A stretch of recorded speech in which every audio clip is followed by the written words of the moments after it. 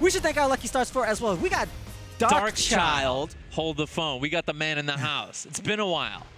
I'm so happy to see this guy. Balrog's got some new toys to play with. You know, I can't wait to see Christmas come a little early for Darkchild as well. And I've been hanging out with his arch nemesis, B-More Chun. So I'm so excited to see Darkchild do well, and then I can call up B-More Chun and tell him you're wrong.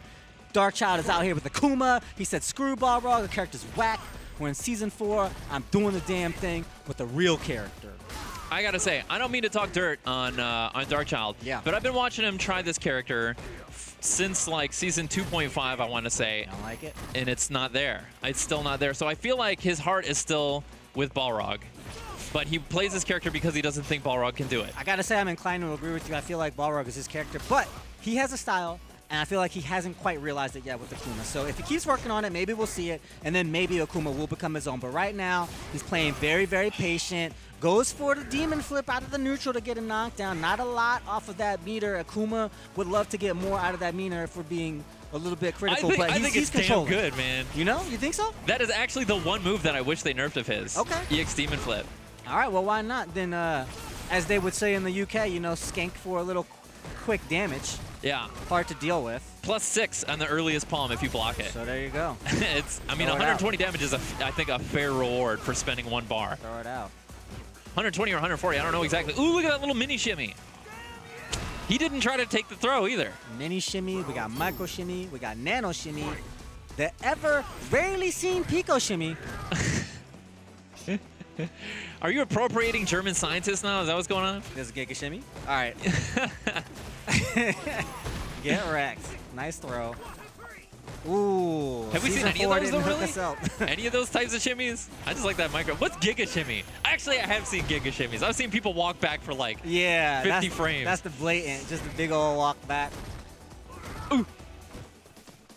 You know what? This is a different Akuma than I'm used to seeing from Darkchild, and I think he's got a lot of faith in these Season 4 changes being more rewarding for playing well at this space. So what options of the Season 4 changes is he going for here as he makes his way in? For Darkchild, you know what?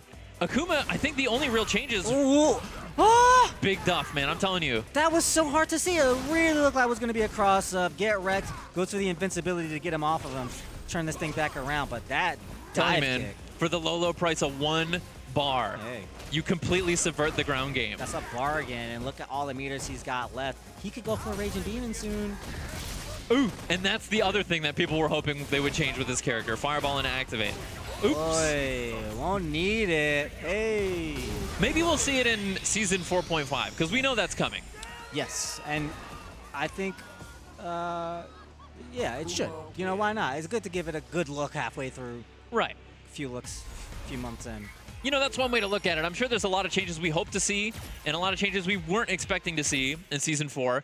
And you know what? I like that maybe there's 2 ways to look at it. Maybe Capcom was running on a deadline. They're like, this is all we could get done and tested before it was time to release. Yes. Or maybe they're like, instead of changing the entire game at once, we'll change the part of it that we think is worth changing. And we'll do that for half the characters, half the cast, half the moves. Okay. Or a sample. And see how that fares. Yeah. You sound like you don't have a whole lot of faith that that's the situation. No, I'm just hearing you out. I don't know. I haven't thought about it because I haven't put a lot of thought in it. It's just there's no way to tell. Yeah. And we're just gonna have to play it by ear, see what they do. So yeah, I'm open to all of those things. You know, I think that the ideal has always been make changes with characters, and I think that they're kind of set up for that now. More than they have been before. They seem to have been beholden to a release schedule that they've never been able to meet. And instead, this time, there's no season pass. Who knows what that implies for the long term of the game. You know, we're hearing rumblings. Maybe it's going to be free to play. Maybe there'll be a disc upgrade. Who knows? But I think because of that, maybe they can take their time with those upgrades and as well roll in balance changes naturally, more like a NetherRealm. Yeah. If you will, or more like your PCs, your Blizzards, your Valves, your Riots. You know, there's only so much you can do, and when you're stuck doing console and PC upgrades, things are a little bit harder. You know, and if you were to compare to something like Overwatch, the PC is always ahead of the console. So you know, we're gonna see. It's gonna be a mixed bag, but yeah, it's good. It's good so far. Yeah, I like what I'm seeing. I'll put it that way. And you know what? I hope you're right, and I hope that their new development cycle is more based on tuning the game and less on content delivery. But Not everyone feels that way. Hey, man, you got to make that money, baby. That's right. Dollars make the world go around. Jump in. Not going to go anywhere. And a lot of crush counters off that forward heavy kick. Ooh. Oh, this is going to be huge for Darkchild. Not the best punish, but hey, it's damage in corner. The positioning is good. No crosscut there. Ooh.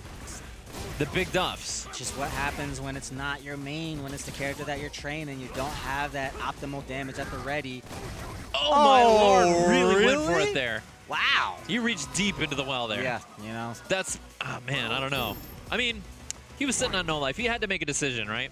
That's the name of the game at that spacing. Up close in those point blank situations, you just got to make a decision. Looking to get things back under control, but it's geTwreCked who lands the grab. A nice anti-air. Ooh. And then a follow-up grab, 60% stun. Now this character, I think, is so underrated in the corner. He is kind of a corner monster, Ed. But I like this. Sonic Box geTwreCked, cutting his winnings, taking his chips with him, backing off, letting Darkchild breathe a little bit, and then right back into the Dragon's Maw. Nice backdash, playing the doorman. See, again, letting him out a little bit. I think that's such a good idea. Sitting on that life lead a little bit, no problem. Yeah, I mean, there's no reason not to back up. You know, you're in no rush, and geTwreCked takes his time to the second round. Take the advantage when it's presented to you. And there he had an opportunity to run up on a down Darkchild, seal it out. Cause, you know, force Darkchild to make that tough decision.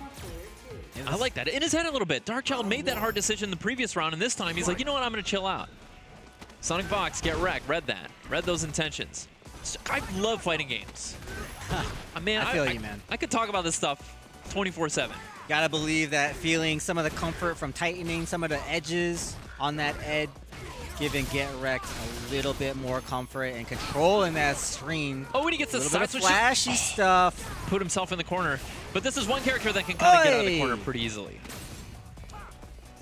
Can't sneak that dive kick in on that anti-air. Look at that. Oh, the walk Easy back. release.